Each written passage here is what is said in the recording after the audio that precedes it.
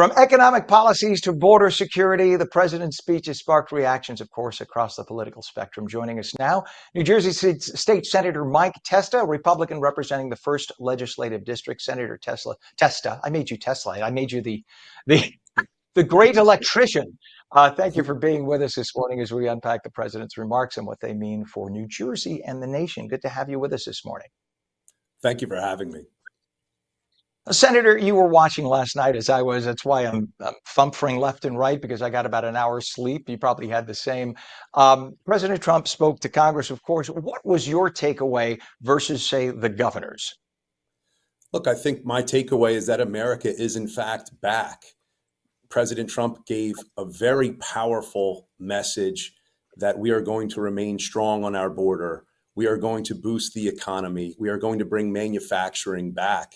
And I just find it extremely ironic and intellectually disingenuous when you hear folks like Governor Murphy and other figureheads on the left who are saying things negative about that speech and the theatrics that they employed last night. I mean, you think about the radical leftists that were all wearing pink to stand in solidarity with women when just the day before they voted against protecting women in sports from playing against biological males. So you used the term earlier, obfuscate. That's exactly what they did last night. And I find it really interesting that there they were attempting to send a message that they stand in solidarity with women when just last year, 2 years ago, and continuously, they have yet to be able to define exactly what a woman is. I mean, I find it really hard to watch at times when you hear commentary like that.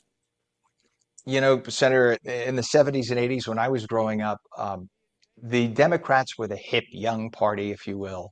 They had the young people, the deep bench.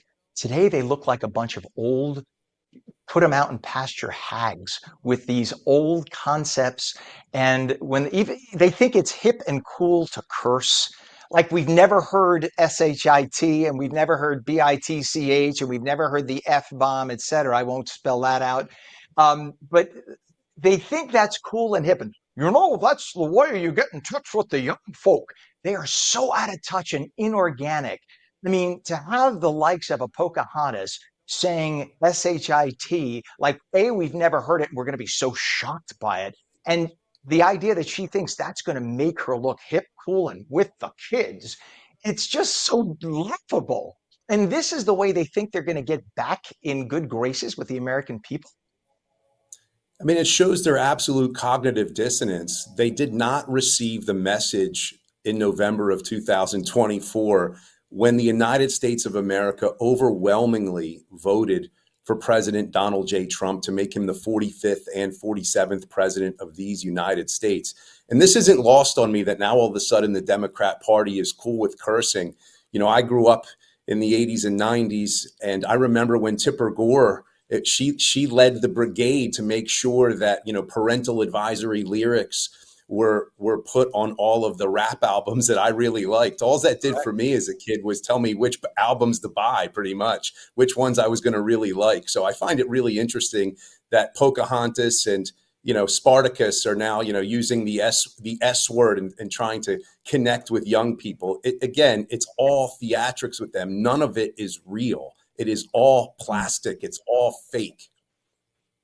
By the way, a lot of people don't realize Pocahontas, you know, is originally from New Jersey, or she at least spent many years here in New Jersey. So I don't know, maybe it's just a New Jersey thing that these people get, as you mentioned, Spartacus, the good Senator Booker, Spartacus. I guess these people being raised in the shadows of New York, they have these visions of grandeur, and they think they know more than the rest of society, but not so much. I've spent many years. I'm sure you spent much time knowing Cory Booker, and Cory Booker has his own visions of grandeur, and you know, he's just the right guy in the right district. That's about it. That's how he got elected. And the man, from an intellectual perspective, doesn't really stand up. But that's another day. What part of the president's agenda do you feel resonated most with you? Because a lot of people say, listen, it comes right down to why he won. He won because the border was out of control. We didn't have a few thousand illegals here. We have tens of millions. The country, literally 5 to 7% of the population is now illegal. That is unsustainable, to borrow a word from the left. And the other problem, of course, was the economy. When you're trillions in debt and still spending more out of control, and you still don't think that's a problem, this is why they lost. What part do you think resonated most from the president last night? I want to say almost all of it. I mean, you talked about the border, you talked about the economy. I'm co-chair of the manufacturing caucus for the state of New Jersey. I really appreciated how President Trump spoke about bringing manufacturing back to the United States of America. And you talked about the amount of illegals in our nation. I ran on that issue in 2019 when we called it the Murphy midterms, when you have in New Jersey the Immigrant Trust Directive. I mean, this is just patently dangerous. And I think most people woke up. Instead of being woke, they woke up and realized, you know what, this is a really bad policy. And people like Lake and Riley are dying. They're getting murdered by individuals that just simply do not belong in our country because they came here illegally. And guess what? They have criminal histories. And for whatever reason, whether it's President Biden or Governor Murphy, they're putting the handcuffs on our law enforcement and preventing them from being able to deal with agencies like ICE and being able to cross-reference these individuals to see if this illegal alien has warrants in any other jurisdiction, whether they're a really bad person from another country. I think people have had enough of it and they want our border to be closed, which President Trump has already pretty much done in record fashion. And they want their communities to be safe. They want their children to be safe, and they want the economy to be good. You used it. You know, there's a dumpster fire going on behind the Democrats, and they're saying everything is fine, nothing to see here. And you have someone like Governor Murphy continuously stating that New Jersey is getting stronger and fairer. And when you ask Joe Q public on the street, do you feel like New Jersey is stronger and fairer for you? They say absolutely not. The problem is too many people in New Jersey still have it ingrained, especially, look, you and I both have Italian names. So many of our friends who, they're first and second generation Americans coming from Italy, they just have it ingrained that it's a blue collar thing. You got to vote for the D. They keep voting Democrat no matter what, even though the Democrat Party and Italian Americans stand for nothing that is the same. They are so antithetical. But yet, if you can get an Italian American out to vote in New Jersey, yeah, you got to vote like my dad voted. He always voted Democrat. He's a good union guy. No, dude, stop doing that. Take a look at what the Democrats represent. It is nothing that you feel and think. And you have to wake up and stop just checking off the D all the time and start voting Republicans. Although I do think it's changing now because we see Republican registration in New Jersey is astronomically growing, whereas Democrats are actually decreasing. Now, one thing, Senator, you represent what is, I believe, probably the prettiest area of the entire Garden State. And New Jersey has a lot of very pretty areas. Cape May is just gorgeous. And anyone who hasn't been there, treat yourself. It is so beautiful. You represent Cape May and Cumberland County. How do you see? I just had to digress and say that.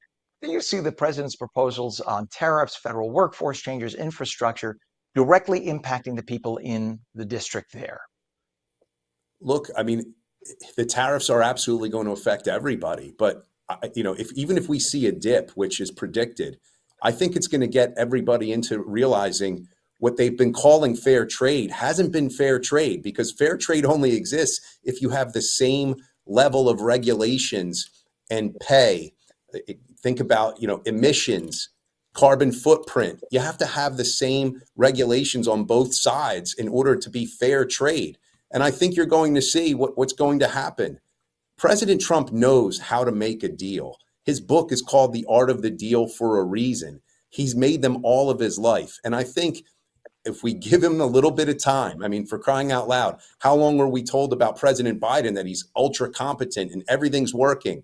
He's had 6 weeks, President Trump, right? I mean, so why don't we give him a little bit more time and see if these policies are in fact working? And I think by the summer, by this summer, you'll see that they are absolutely working. And quite frankly, most of them are working already.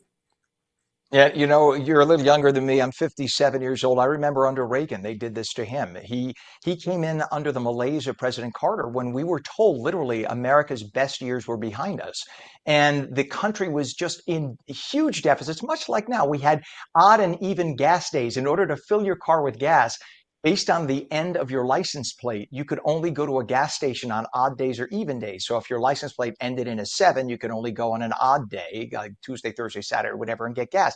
That was the mess that America was in. And we were told it was only going to get worse and that there was only enough gas left on the planet for another couple of years. That's what the left kept telling us. Well, let's see, how many years later is it now? Still have tons of gas. In fact, even more. We keep finding more and more of it. And America's economy came roaring back under Republicans. The problem is, for the first year and a half under Reagan, as he was trying to get the economy back, we struggle a little. It was the aftermath. It's like trying to right the Titanic. It's trying to turn the Titanic. It takes a while to get it back. But of course, the Democrats kept saying after weeks, see what Reagan's doing? All these cuts are just ruining things. No, it took about 2 years and the economy literally exploded. That's when we then got into the mid to late 80s. Tech started, the whole economy changed, and the country just roared back to first place in the whole world. But that's what it takes. Somebody who's mature at the head, a real leader who has vision and knows how to lead the country. What would you say, and we have about a minute left here, what is one specific policy you'd say from last night's address that you'd like to see New Jersey's legislature align with or support at the state level? And how do you plan to advocate it for it in Trenton? Well, certainly manufacturing. I've already said that as chair of the manufacturing caucus, along with my co-chair, Senator Linda Greenstein. I want to make sure that things are going to be made in the state of New Jersey. I'd love that sign on the Trenton Bridge that says Trenton makes, the world takes, but we need to make that really mean something again. We have so many great manufacturers, about 9,500 of them in the state of New Jersey. And I really want them to be able to innovate. But when you're getting crushed by taxes, when you're getting crushed by regulations, you're not going to reinvest. And you're certainly not going to attempt to innovate your company because you're afraid that there's going to be another tax, there's going to be another regulation. So it's a disincentive. We need to open up the floodgates of the innovation that we already have here in the state of New Jersey. We need to allow those manufacturers to not only survive, but allow them to thrive. And maybe, just maybe, we can start to be able to recruit great manufacturers to move into the state of New Jersey. So that's what I would really like to see with President Trump bringing manufacturing back to the great United States of America. All right, we can only hope. New Jersey State Senator Mike Testa, don't be a stranger. Come back anytime. I thank you for joining us this morning. Thank you so much for having me. I look forward to the next time. This will certainly not be the last time. Please, please, the door's always open. We welcome you back. Let us know when you're working on legislation and stuff. We'll always have you on. All right, thank you again, Senator. Have a good Absolutely. day. Thank you so much. Have a great day.